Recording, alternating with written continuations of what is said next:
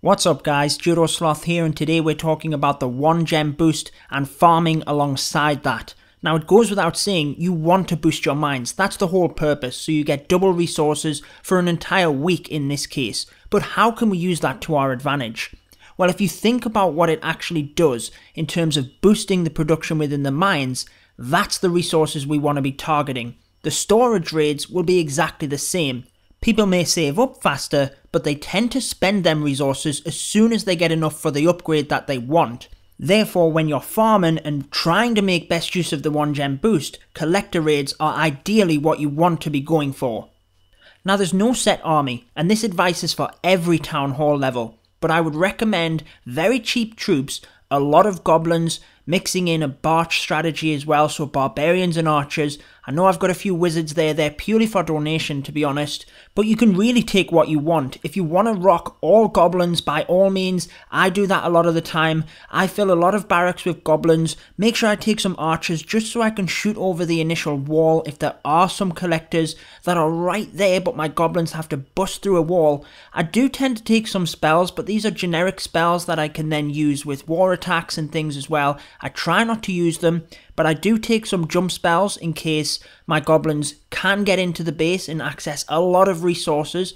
If it was going to give me significant profit, I would obviously go ahead and do that, but you can brew the spells up singly as well, so you're not spending too much and then wasting the spells. Everyone will get their own feel on this. It's basically just taking advantage of the 1 gem boost. Collector raids are the best way to do that, and a Barch style strategy or lots of goblins is certainly the easiest way to get them resources. So you can see straight away, this is primarily what we're looking for. Lots of resources, and most of it are in the mines on the outside, and you do get more resources out of the mines than you do out of the storages. The collectors in this raid are easily obtainable by sprinkling the goblins around the outside of the base, and that is how a lot of collector raids will be. That's why I personally like to take a lot of goblins, but every once in a while, if people know they're not going to be too active, they do have their mines slightly inside of their base to try and prevent that. That's where the Barch strategy also comes in, so do get a bit of a feel for the bases you're coming up against, the strategy you like to use, but ultimately getting a good balance between that as well. So I tend to take around about half goblins, a good amount of archers in case I do need to shoot over into the initial layer of walls, and I do often take some barbarians. I don't have any in this raid, but you will see as we move along, I don't get too hung up on my army composition. As long as I'm just keeping the barracks, producing these cheap troops, that is all that matters, and you can see that we gained a lot of resources from not a lot of expenditure. Now you may find a particular trophy range that works for yourself. I'm a Town Hall 10 and I find High Gold League has worked very well for me. Please share your Town Hall level and the trophy range that you like to farm at in the comment section below in order to help other people out. But if you have a little bit of leeway within your trophy range, you don't always have to take these big raids. You can see in this example there's a few mines on the outside, not all of them, that I can take the resources out of them, snipe some off with archers, use goblins for another, and that will give me a significant benefit. I won't get all of the loot from this raid, but for the amount of troops that I use, I will certainly be making a profit, and often it's doing lots of raids, little and often, that can build up and give you the massive benefits that you need. So you can see for this player that all of his mines are indeed boosted. So what it means with the 1 gem boost is that as this guy had a shield, his resources were building up twice as quick. So then when his shield and village guard expired and he was pushed into the search algorithm, he therefore had twice as many resources in the mines.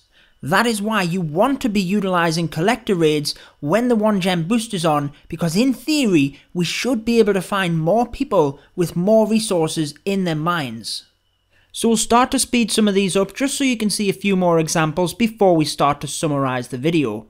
Now one thing to bear in mind is that whilst you're using this strategy on other people, you're also susceptible to it. So whilst you have the 1 gem boost going, it's important to try and log on and empty your mines as much as you can, because you're producing more resources and other people can steal just as much from yourself. You will see that time and time again I reap huge rewards for just a few small troops, and not all of the raids you come across will have their mines boosted. A lot of them I found were just box standard collector raids.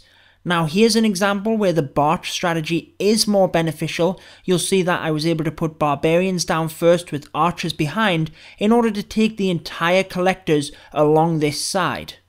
That's where I feel it's most beneficial to have a good balance, so I would recommend some goblins with a mixture of Barch troops, because as you can see, the flip side of the coin, when you come across raids like this one where the mines are purely on the outside, goblins are perfect.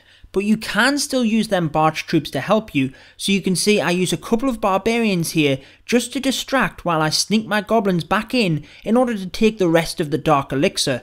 That's always something to consider as well, in order to use the Barch troops to your advantage, not just when you need to shoot over the walls.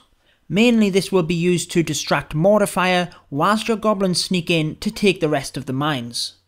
So just using this final raid to summarise the video. For the 1 gem boost, obviously you will have your own mines boosted, so it's important to try and log on as much as you can in order to empty your mines and not be susceptible to this strategy. Collector raids are your best bet in order to maximise loot intake whilst the 1 gem boost is active. In order to do that, I would recommend taking a lot of cheap troops. This will include a lot of goblins and a mixture of Barch troops. You can also take spells in order to help you get access into the base. Often you might come across a raid similar to the one in the background now. I've taken approximately 250,000 gold and 150,000 elixir out of the mines from the outside, and there's still a significant amount left in the storages, which I feel I can get, and it is beneficial to do so. You will have to gauge yourself whether you feel it is worth expending the rest of your army. This was actually the last raid I was going to do before I logged off, so I felt it was beneficial for myself to use the rest of my army and my spells because I knew I would get the resources back. And that just about wraps it up for everything you need to know about the 1 gem boost and farming alongside it. When people come back into the search algorithm from being behind a shield, if their mines have been boosted, they will have more resources available, and that's where the collector raids are certainly what you want to be utilising during this time. And I hope that provided a bit of a refresher or even an introduction for some of you guys to collector raid farming.